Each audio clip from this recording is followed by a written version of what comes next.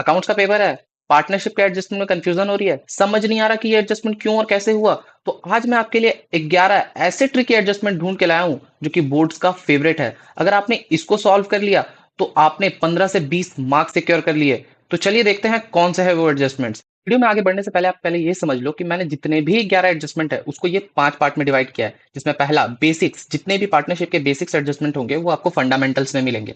Second admission, admission से related जितनी भी चीजें होंगी वो आपको पार्ट 2 में मिलेंगी। साथ ही साथ रिटायरमेंट, मतलब अगर कोई रिटायर करके चला गया, छोड़ के चला गया कंपनी को, तो वो आपको पार्ट 3 में मिलेगा। और डिसोल्यूशन यानी कंपनी पूरी तरह से बंद हो गई है, तो कंपनी बंद होने के बाद के जितने भी एडजस्टमेंट होते हैं वो आपको पार्ट 4 में मिलने वाले हैं। तो अब आ जाओ पार्ट 1 में, जो कि बेसिक फंडामेंटल्स और बेसिक के बारे में बात करता है, जिसमें पहला होने वाला है इंटरेस्ट ऑन कैपिटल। पर वीडियो को शुरू करने से पहले आप पहले ये समझ लो कि आप जितने भी एडजस्टमेंट देख रहे हो, आप खुद में ये सवाल जरूर पूछना कि आपको इसमें से कितने एडजस्टमेंट आते थे, कितनों को आपको ढंग से नहीं पता था और कितनों में आपने मिस्टेक करी है। इसमें मैंने स्टूडेंट्स के कॉमन मिस्टेक को भी ध्यान में रख के उस तरह से भी सॉल्व करा है, तो आप वीडियो को पूरा देखना ताकि आपको बेटर क्लैरिटी मिल सके। अब आ जाओ पहला इंटरेस्ट ऑन कैपिटल। अब अगर क्वेश्चन में अगर आपको रेट मेंशन किया हुआ है तो जो रेट मेंशनड है उसके हिसाब से बना देना। बट अगर रेट मेंशन नहीं है तो कोई भी इंटरेस्ट नहीं लगेगा, मतलब जो भी कैपिटल है उस पर किसी भी तरह का कोई इंटरेस्ट लगाने की जरूरत नहीं है। अब आ जाओ एग्जांपल पे, जैसे ए एंड बी पार्टनर है जिनका कैपिटल ए का है 1 लाख और बी का 80,000 कैपिटल है। तो ए का इंटरेस्ट कितना होगा, 10% के हिसाब से 10,000, बी का 8,000। अब स्टूडेंट जो कि रियलिटी में करते भी है और जो सही भी है कि interest on capital account debit to A's capital to B's capital, this is perfectly fine, ये बेसिक है, इसी वजह से मैंने इसमें कॉमन मिस्टेक करके नहीं डाला है। लेकिन नेक्स्ट में आपको कॉमन मिस्टेक्स भी मिलेंगे कि स्टूडेंट्स कहाँ पे कैसे मिस्टेक करते हैं, तो ध्यान से देखो। अब आ जाता है इंटरेस्ट ऑन ड्रॉइंग पे। अगर इंटरेस्ट ऑन ड्रॉइंग दिया हुआ है तो इंटरेस्ट चार्ज होगा, ये तो बेसिक है। आपने पैसे निकाले हैं कंपनी से तो उस पर आपको कंपनी को इंटरेस्ट देना पड़ेगा, ठीक है। अगर ड्रॉइंग मिड ईयर में हुआ है, मतलब कंपनी के बीच में से आपने पैसे निकाले हैं, तो अमाउंट इंटू रेट इंटू जितना टाइम के लिए आपने निकाला है वो हो जाएगा।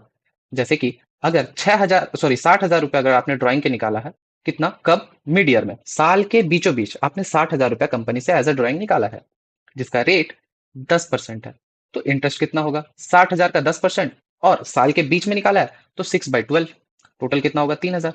लेकिन अब स्टूडेंट का कंफ्यूजन कुछ इस तरह से होता है, वो क्या करते हैं, सॉल्व करते वक्त उनसे एक मिस्टेक होती है, वो चेक करना भूल जाते हैं कि स्टार्टिंग ऑफ द मंथ है, middle of the each month है, या फिर ईच ऑफ द मंथ है। मतलब एक चीज समझना कि जब भी मालिक पैसे निकालता है कंपनी से तो वो हर महीने निकालता है। तो ऐसा भी हो सकता है कि महीने के शुरुआत में निकाल रहा हो, ऐसा भी हो सकता है कि मंथ के बीच में निकाल रहा हो, और अगर ऐसा भी हो सकता है कि मंथ के एंड में निकाल रहा हो। तो जैसे इसमें मिडिल ऑफ द ईयर था तो आपने 6/12 से किया। अगर स्टार्टिंग ऑफ द मंथ होता है तो आपको 6.5 से करना होगा। क्यों, क्योंकि अब उतना बेसिक पे अगर मैं जा नहीं सकता, क्योंकि अगर उतना बेसिक पे जाऊंगा तो वीडियो बहुत लंबी हो जाएगी। आपको क्लैरिटीज के लिए वन शॉट वीडियोस, या फिर अगर आपको और बेटर क्लैरिटी चाहिए आप मुझे कमेंट कर सकते हो, मैं अगले ही दिन इस पे वीडियो बना दूंगा। और साथ ही साथ अगर मिडिल में रहा, मतलब हर महीने के बीच में अगर कंपनी से पैसे निकाले जा रहे हैं, तो 6/12 के हिसाब से अगर आप मल्टीप्लाई करोगे। अगर हर मंथ के लास्ट में निकाल रहे हैं, मतलब हर मंथ के 30वें तारीख या 31वें तारीख को अगर पैसे निकाले जा रहे हैं, तो 5.5/12 से आप मल्टीप्लाई करोगे। इसके बाद जो आएगा वो हो जाएगा आपका प्रॉपर इंटरेस्ट। आ जाओ बेसिक फंडामेंटल्स का पॉइंट नंबर 3 पे, जो कि है गारंटी ऑफ प्रॉफिट। मतलब क्या है इसका, मतलब आपने एक नया पार्टनर को एडमिट किया है, ये प्रॉमिस करते हुए कि आपको कंपनी में जो भी चल रहा हो आपको एक सर्टेन अमाउंट, कुछ भी हो सकता है वो, आपको मिलेगा ही मिलेगा। जैसे एग्जांपल में आओ, जैसे कि ए और बी है, उसका प्रॉफिट शेयरिंग रेशियो 3:2 है। सी को उन्होंने एडमिट किया गारंटी या प्रॉमिस देते हुए कि कंपनी में जो भी चल रहा होगा आपको 20,000 रुपए मिलेंगे। अब जो टोटल प्रॉफिट वो 50,000 का हुआ है। तो सबसे पहले याद रखना कि जो भी जिसको भी आपने प्रॉमिस या गारंटी दिया है, सबसे पहले उसको उसका पैसा दो। तो जैसे इसमें क्या है, सी को आपको सबसे पहले 20,000 रुपए देने होंगे। देन जो रिमेनिंग 30,000 बचेगा, मतलब 50 - 20, जो 30,000 बचा उसको आप डिस्ट्रीब्यूट करोगे ये रेशियो में 3:2 में, यानी ए और बी को वापस करोगे। अब आ जाओ सबसे मोस्ट कंफ्यूजिंग थिंग, जो कि स्टूडेंट सबसे ज्यादा कंफ्यूज होते हैं जिस चीज पे, वो है कि अगर 20,000 से कम प्रॉफिट रहा तो, मतलब जैसे इसमें तो 20,000 से ज्यादा प्रॉफिट था तो देने में हमें कोई दिक्कत नहीं हुआ। लेकिन अगर प्रॉफिट सिर्फ 15,000 हुआ तो क्या करोगे।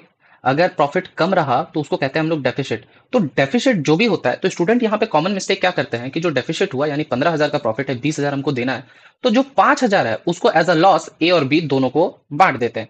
बट ये ना एक तरह से छोटा सा माइन्यूट मिस्टेक है। आपको करना क्या है, आपको अग्रीमेंट में चेक करना होगा कि गारंटर कौन था, ए या फिर बी। मतलब ये जो प्रॉमिस किया है सी को एडमिट करते वक्त, कि आपको एक सर्टेन अमाउंट मिलेगा, वो प्रॉमिस गारंटी किसने दिया है? अगर ए ने दिया तो पूरा का पूरा जो भी लॉस होगा 5,000 वो पूरा का पूरा ए बियर करेगा।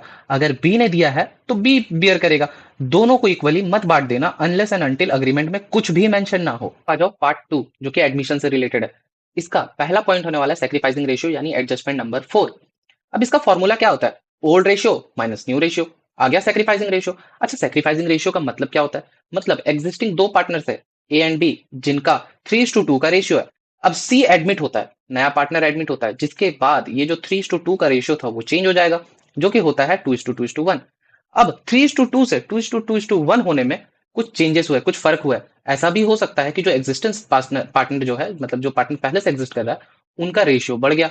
ऐसा भी हो सकता है कि उनका रेशियो कम गया या सेम का सेम रह गया। तो यही निकालने के लिए हम लोग सैक्रिफाइसिंग रेशियो निकालते हैं कि कौन सा पार्टनर सबसे ज्यादा कौन सा पार्टनर सैक्रिफाइस कर रहा है, जिसके लिए फॉर्मूला क्या होता है? Old ratio minus new ratio. तो ए के लिए क्या करेंगे? Old ratio 3/5, new ratio 2/5, minus करें 1/5, यानी ए सैक्रिफाइस कर रहा है कितने पॉइंट से? 1/5 पॉइंट से। बी 2/5 माइनस 2/5 यानी ओल्ड माइनस न्यू, कितना हो रहा है? जीरो। मतलब बी यहाँ पे जीरो सैक्रिफाइस कर रहा है। अच्छा, क्या सी भी सैक्रिफाइस कर सकता है क्या? बिल्कुल नहीं। क्यों? क्योंकि सी तो तुरंत अभी जस्ट आया है, उसका नया एडमिशन ही हुआ है, तो वो सैक्रिफाइस कर ही नहीं सकता। अब इसमें ना एक कॉमन मिस्टेक होता है। स्टूडेंट क्या करते हैं, इसको सैक्रिफाइसिंग रेशियो समझने की जगह गेनिंग रेशियो समझ जाते हैं और वो गेनिंग रेशियो निकाल देते हैं। ये एक बहुत बड़ा कंफ्यूजन है। तो आप हमेशा ध्यान रखना कि सैक्रिफाइसिंग आप रेशियो जब भी निकाल रहे हो तो उसका एक बेसिक फॉर्मूला यही होता है कि old ratio minus new ratio. Number 5, hidden goodwill. अब ये समझो कि एक नया पार्टनर आता है, उसने 50,000 रुपए दिए, कितने शेयर के लिए? 1/4 शेयर के लिए। अब 1/4 शेयर के लिए उसने जब 50,000 दिए तो वो ये तो समझेगा ना कि कंपनी का वैल्यूएशन क्या था जो उसने 50,000 दिए। तो इसी के लिए आता है इम्प्लाइड गुडविल। मतलब जो उसने 50,000 रुपए दिए उसके हिसाब से वो मानता क्या है कि कंपनी का वैल्यूएशन क्या होना चाहिए। कैसे निकालेंगे इसको? 50,000 इंटू 4, क्योंकि उसने 1/4 शेयर लिया है। तो इसके बाद जो इम्प्लाइड गुडविल आता है वो 2 लाख, यानी ये हो गया 2 लाख फर्म का वैल्यू। अब जब किसी ने 2 लाख रुपए फर्म का वैल्यू लगाया, लेकिन फर्म का जो टोटल कैपिटल है वो तो सिर्फ 1,60,000 है, और 1,60,000 होने के बाद जो हिडन गुडविल है वो कैसे निकालेंगे? 2 लाख जो कि कंपनी का वैल्यू जो नया पार्टनर ने लगाया, वर्सेस जो 1,60,000 जो कंपनी का एग्जिस्टिंग गुडविल है, जब दोनों को माइनस करेंगे तो आता है 40 लाख जो कि होता है एग्जिस्टिंग गुडविल। अब इसको ना हमेशा सैक्रिफाइसिंग रेशियो में बांटते हैं, लेकिन स्टूडेंट क्या करते हैं? Instead of sacrificing ratio student इसको ओल्ड रेशियो में बांट देते हैं। ओल्ड रेशियो में बांटने की वजह से सारे को बेनिफिट मिल जाता है इस गुडविल का, जो कि पूरी तरह से गलत है और इसमें आपका 5 मार्क्स तक कट सकता है। अब आ जाओ रीवैल्यूएशन अकाउंट में। रीवैल्यूएशन का मतलब क्या होता है? रीवैल्यू हम लोग जनरली तब करते हैं जब कोई नया पार्टनर आ रहा होता है। नया पार्टनर आता है तो वो ये सोचता है कि हम कंपनी को अच्छे से समझे, कंपनी का वैल्यूएशन क्या है, कंपनी की एसेट्स की वैल्यू क्या है, कंपनी की लाइबिलिटीज की वैल्यू क्या है। इसी वजह से जब नया पार्टनर आता है तो हम लोग जितने भी एसेट्स है उसको अच्छे से रीवैल्यू करवाते हैं। तो अब समझ लो बिल्डिंग है, बिल्डिंग को जब हमने रीवैल्यू करवाया तो उसका 20,000 रुपया दाम बढ़ गया। क्रेडिटर्स को जब हमने रीवैल्यू करा तो हमको पता चला कि क्रेडिटर्स को तो हमको 5,000 कम देना है। तो इसके बाद जो रीवैल्यूएशन का प्रॉफिट हुआ वो 25,000 हुआ। कैसे? बिल्डिंग का दाम बढ़ने की वजह से 20,000 का फायदा हुआ, क्रेडिटर को कम पैसा देने की वजह से 5,000 का फायदा हुआ, यानी रीवैल्यूएशन में टोटल 25,000 का फायदा हुआ। अब ना ये समझो कि नया पार्टनर आया, इसके वजह से हम लोग रीवैल्यूएशन कर रहे हैं, लेकिन रीवैल्यूएशन जिन भी चीजों का हो रहा है, जिन भी एसेट्स एंड लायबिलिटीज का हो रहा है, वो तो पुराने ही थे ना, नए पार्टनर को तो नहीं है। तो इसी वजह से ये हमेशा ना ओल्ड रेशियो में बटेगा, नया रेशियो में नहीं। और कॉमन मिस्टेक समझो कि स्टूडेंट क्या करते हैं, इसको ओल्ड रेशियो में बांटने की जगह इसको न्यू रेशियो में बांट देते हैं। मतलब जो नया पार्टनर आता है उसको भी बेनिफिट मिल जाता है इसकी वजह से, जो कि पूरी तरह से गलत है। एग्जामिनर इसके कारण आपका कॉन्फिडेंस बिल्कुल नहीं समझ पाएगा। वो समझेगा कि आपने पूरा का पूरा रट्टा मारा है पार्टनरशिप को और आपको बहुत ज्यादा मार्क्स कट करके देगा वो। आ जाओ पार्ट नंबर 3, रिटायरमेंट पे, जिसका पहला पॉइंट होने वाला है गेनिंग रेशियो यानी एडजस्टमेंट नंबर 7, जिसका फॉर्मूला क्या होता है? New ratio minus old ratio. Very good, ठीक है। लेकिन अब एक चीज समझो कि गेनिंग रेशियो का मतलब ये हो सकता है ना कि सैक्रिफाइसिंग रेशियो का ठीक उल्टा। लेकिन सैक्रिफाइसिंग रेशियो में हम क्या करते थे? Old ratio minus new ratio करते थे। तो सैक्रिफाइसिंग क्यों होता था? जब कोई नया पार्टनर आता था तो कोई एग्जिस्टिंग पार्टनर का जो भी बेनिफिट होता था वो उसको थोड़ा कम मिलता है। इसका ठीक उल्टा, अगर कोई पार्टनर छोड़ के कंपनी जा रहा है, इसके वजह से हो सकता है एक या मल्टीपल पार्टनर का बेनिफिट ज्यादा हो जाए। तो इसको कैसे निकालते हैं? New ratio minus old ratio, ठीक है। अब समझो कि एग्जांपल में ए बी सी 3 पार्टनर है। 3 पार्टनर का रेशियो क्या है? 3:2:1। अब इसमें से जो सी था, यानी ये जो सी है, ये रिटायर कर जाता है। रिटायर करने की वजह से जो नया रेशियो बनता है ए टू बी का, वो 3:2 हो रहा है। अब गेनिंग रेशियो निकालने का फॉर्मूला क्या है? New old. अब हमने क्या किया, ए में 3/5 माइनस 3/6, तो 1/10 जो आया ये हो गया गेनिंग रेशियो किसका? ए का। बी का आप देखो, 2/5 माइनस 2/6, 1/15, ये भी हो गया गेनिंग रेशियो, लेकिन किसका? बी का। तो अब हमेशा समझना कि गेनिंग रेशियो हम लोग कब निकालते हैं? जब एग्जिस्टिंग जो पार्टनर होता है वो रिटायर करके जाता है। इसका फॉर्मूला क्या है? New ratio minus old ratio. अब आ जाओ पॉइंट नंबर 8 पे, जो कि एडजस्टमेंट नंबर 8 है, डिसीज्ड पार्टनर। डिसीज्ड पार्टनर का मतलब क्या होता है? कंपनी ज्यो का त्यों चल रहा है, बट अचानक से किसी एक पार्टनर की मृत्यु हो गई, वो भगवान को प्यारा हो गया। अब इसके बाद क्या करते हैं? जो भी प्रॉफिट हुआ है उसको हम लोग टिल डेथ तक कैलकुलेट करते हैं, कि जब तक उसने काम करा।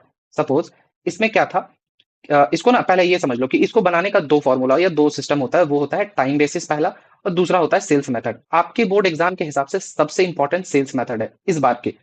अब देख लो कि टाइम बेसिस में क्या होने वाला है। टाइम बेसिस का एक एग्जांपल देख लो। जैसे कि लास्ट ईयर का प्रॉफिट हुआ था 60,000, और जो पार्टनर था, जो डिसीज किया यानी जिसका मृत्यु हो गया है, वो 3 महीना काम कर चुका है, मतलब 3 महीना कंपनी में काम किया, उसके बाद उसकी मृत्यु हो गई। तो अब उसका शेयर कितना होगा? 60,000 टोटल प्रॉफिट था, तो उसको हम लोग कैसे निकालेंगे टाइम बेसिस में? 3/12, क्योंकि 3 महीने तक उसने काम किया और 12 महीने के हिसाब से 3 महीने का उनको मिलना चाहिए, तो 3/12 कर देंगे। जो वैल्यू आएगा वो आ जाएगा टाइम बेसिस के हिसाब से डिसीज पार्टनर का प्रॉफिट। अब आ जाओ सेल्स मेथड के हिसाब से। अगेन ए बी सी तीन पार्टनर थे, 3:2:1 के हिसाब से मिलना चाहिए था। सी डिसीज कर दिया आफ्टर 4 मंथ, मतलब 4 महीने काम किया है सी इस बार, और उसके बाद डिसीज हो गया, मतलब उसकी मृत्यु हो गई। अब लास्ट ईयर का जो टोटल प्रॉफिट था वो 80,000 था। लास्ट ईयर का टोटल सेल्स था 8 लाख का। सेल्स टिल डेथ कितना है? 2,40,000 का, मतलब जब तक मरा तब तक का जो सेल्स है वो 2,40,000 का है। अब इसको कैसे सॉल्व करेंगे? सबसे पहला, प्रॉफिट करो टिल डेथ का, मतलब जब तक उसने मरा, जब तक वो मर गया तब तक का उसका प्रॉफिट कितना था। पहले उसको 80,000, जो कि कौन सा 80,000, ये लास्ट ईयर का जो प्रॉफिट है, उसको लो, इंटू करो, मल्टीप्लाई करो 2,40,000। 2,40,000 क्या है? Total sales. Sales till year, till death तक जो भी सेल्स था उसको डिवाइड करो लास्ट ईयर के सेल्स से, मतलब लास्ट ईयर हमने जितना सेल्स किया उसके हिसाब से डिवाइड करो, और उसके बाद जो 24,000 होगा वो हो जाएगा प्रॉफिट टिल डेथ। अब ये जो 24,000 जो आया, ये हो गया उसका प्रॉफिट टिल डेथ, मतलब जब तक वो डेथ किया तब तक का उसका टोटल प्रॉफिट कितना है। अब इसको डिस्ट्रीब्यूट करते हैं ओल्ड रेशियो में, मतलब सी का शेयर कितना था? 24,000 डिवाइड बाई 1/6। अब एक चीज समझो कि ये जो 24,000 जो आया है, ये प्रॉफिट टिल डेथ तो आया है, ठीक है, समझ गए हम। जब तक जो जब जो डिसीज पार्टनर है, मतलब जिसकी मृत्यु हो गई, तब तक, मृत्यु होने से पहले तक कितना प्रॉफिट हुआ। लेकिन इस प्रॉफिट में जो 24,000 का जो प्रॉफिट है, इसमें तो तीनों पार्टनर का हिस्सा है ना, यानी ए बी सी तीनों का हिस्सा है। तो अब हमको सी को सिर्फ उसका हिस्सा देना है। अब सी का जो शेयर है उसके हिसाब से हमको 24 इंटू 1/6 करना है। क्यों? क्योंकि 3:2:1 है, मतलब 3+2 5 1 6। तो 1/6 का उसको बेनिफिट देना है, यानी 4,000 रुपया सिर्फ और सिर्फ सी को मिलेगा डिसीज होने के बाद।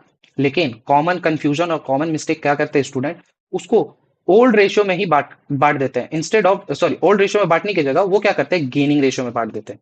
मतलब जब पार्टनर चला गया तो उसके बाद जो गेनिंग रेशियो हो उसके हिसाब से इसको बांट देते हैं, जिसके कारण आपका जो पूरा का पूरा क्वेश्चन है वो पूरा का पूरा रॉन्ग बनेगा, और आपको जो एग्जामिनर है वो मार्क्स बिल्कुल नहीं देने वाला, इसको पूरा अंडरलाइन करके वो काट देगा कि आपने पूरा का पूरा गलत बनाया क्वेश्चन को। अब आ जाओ पार्ट 4 डिसोल्यूशन पे, जो कि सबसे ज्यादा हाई वेटेज रखता है इस बार का आपका बोर्ड्स में, जिसका पॉइंट नंबर 9 होने वाला है रियलाइजेशन, एडजस्टमेंट नंबर 9।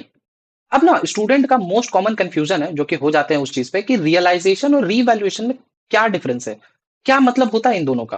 तो पहले ये समझो कि रीवैल्यूएशन मतलब रीवैल्यू करना एसेट्स और लाइबिलिटीज को, जैसा हमने पहले समझा कि अगर कोई नया पार्टनर आ रहा है तो उसको ये जानना होता है कि कंपनी का एक्चुअल वैल्यू क्या है, और एक्चुअल वैल्यू समझने के लिए हमको उस कंपनी का पूरा एसेट्स और लाइबिलिटीज को अच्छे तरह से जानना होता है, इस वजह से हम उसको रीवैल्यू करते हैं।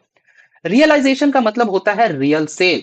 हम लोग पूरा का पूरा एसेट्स को बेच देते हैं। कब बेचते हैं? जब कंपनी पूरा का पूरा बंद हो जाता है। तो जब कंपनी बंद हो रहा होता है उसके बाद जब हम लोग एसेट्स को बेचते हैं तो उसको हम लोग कहते हैं रियलाइज करना, यानी जो एसेट्स बिक रहा है, समझो कि हम रियलाइज कर रहे हैं, यार ये एसेट बेच के बहुत खराब लग रहा है, बहुत बुरा लग रहा है, तो इसी को कहते हैं हम लोग रियलाइजेशन। कब होता है? जब कंपनी पूरा का पूरा बंद हो रहा है। अब इसको हम लोग किस तरह से बनाते हैं? पहला इसका स्टेप 1 होता है कि ट्रांसफर करो सारे एसेट्स को, सारे के सारे एसेट्स को रियलाइजेशन में, लेकिन कैश को छोड़ के, क्योंकि कैश में एट द एंड हम लोगों को सारे एसेट्स को लेकर आना है, इसी वजह से हम लोग रियलाइजेशन करते हैं। दूसरा, लाइबिलिटीज को ट्रांसफर करो, किसमें, अगेन रियलाइजेशन पे। सेल्स का एंट्री पास करो, जो भी रियलाइजेशन में डालने के बाद आपने जो सेल्स किया उसका एंट्री पास करो, और उसके बाद पेमेंट का entry and profit and loss का डिस्ट्रीब्यूशन। ठीक है, अब एग्जांपल देखो, बिल्डिंग 1 लाख, स्टॉक 50,000 का था, क्रेडिटर्स 40,000 का था, वेरी गुड। अब बिल्डिंग क्या हो गया, 1 लाख का बिल्डिंग का जब हम लोग वापस से रियलाइजेशन करने वाले थे, मतलब सेल करने वाले थे, तो हमको पता चला कि इस बिल्डिंग का तो हमको 1 लाख मिल नहीं रहा है, 90,000 मिल रहा है। सिमिलरली 50,000 का स्टॉक का हमको सिर्फ 40,000 मिल रहा है। क्रेडिटर्स 40,000 देना था, लेकिन क्रेडिटर्स ने कुछ रिबेट दिया, कुछ बेनिफिट दिया, और हमको अब सिर्फ 38,000 देना है, 2,000 का बेनिफिट। अब लॉस हुआ है, इसमें ना लॉस हुआ है कितना, 10,000 यहाँ पे, किसमें, बिल्डिंग का 10,000, 10,000 अगेन किसका, स्टॉक का 10,000, और ये 2,000 का बेनिफिट किसमें, मतलब क्रेडिटर्स को जो 2,000 कम देना पड़ा वो बेनिफिट। अब टोटल लॉस कितना हो गया, 18,000 का। अब इसको जो ये 18,000 का जो लॉस हुआ है, इसको हम लोग बांटते हैं किस रेशियो में, ओल्ड रेशियो में। हमेशा याद रखना कि जो भी रियलाइजेशन होता है, ये हमेशा ओल्ड रेशियो में होगा, चाहे पार्टनर आए जाए कोई मतलब नहीं है हमको, ये हमेशा ओल्ड रेशियो में जाएगा। अब आ जाओ पॉइंट नंबर 10, अनरिकॉर्डेड एसेट्स। ऐसे बहुत सारे आपको पॉइंट्स मिल जाएंगे कि अनरिकॉर्डेड एसेट था, मतलब हमारे पास एसेट्स पड़ा हुआ था। सपोज यार अचानक गर्मी लग रहा था, कंपनी में ना बैठा नहीं जा रहा, एक एसी लेके आ जाओ, एक एसी लगा दिया, और हमने उसको कंपनीज के बुक में लिखना भूल गए। अब भूल जाने की वजह से वो जो एसेट्स था वो तो अनरिकॉर्डेड है। अब हम लोग क्या करते हैं, जब हम लोग वो अनरिकॉर्डेड एसेट्स को लिखते ही नहीं है और उसको हम लोग बेचते हैं, तो उसको भी हम लोग रियलाइजेशन में डालते हैं। जैसे अगर कोई फर्नीचर हमने 5,000 का बेचा है, जिसको हमने बुक्स में डाला ही नहीं था, तो इसका एंट्री पास क्या करेंगे, cash account debit to realisation. क्यों, क्योंकि रियलाइजेशन अकाउंट बना रहा है। सेम चीज, अगर पार्टनर का लोन है, अब एक चीज समझो कि मैं एक किसी कंपनी में पार्टनर हूं। अब मैंने अपना एक होम लोन ले रखा है, मैंने घर बनाया, उसके लिए एक होम लोन लिया है। होम लोन लिया मैंने कितना, 1 लाख का। अब 1 लाख का होम लोन लेने की वजह से क्या कंपनी पे आके बैंक वाले ये बोल सकते हैं कि आपके इस पार्टनर ने 1 लाख का लोन लिया है, आप कंपनी बेचो और मेरे को पैसे दे दो? बिल्कुल नहीं, क्योंकि वो मेरा पर्सनल चीज है। इसीलिए जो भी पर्सनल लोन होता है, यानी पार्टनर का जो लोन होता है, वो पर्सनल होता है, इस वजह से ये आउटसाइड लाइबिलिटी होता है। इसके कारण पूरा का पूरा फर्म या कंपनी को बाइंड करना पॉसिबल नहीं है। इस वजह से रियलाइजेशन में ये ट्रांसफर बिल्कुल नहीं होगा। तो ये था टोटल 11 एडजस्टमेंट जिसमें स्टूडेंट को सबसे ज्यादा कंफ्यूजन होता है। आप कमेंट करके बताओ कि आपको इसमें से कितने का कंफ्यूजन हो रहा था और कितना आपको बहुत अच्छे से आता था। मैं आपको इसी तरह की वीडियोस और लाता रहूंगा। वीडियो पसंद आई लाइक करो। मैं जा रहा हूं, I am signing off, your commerce buddy.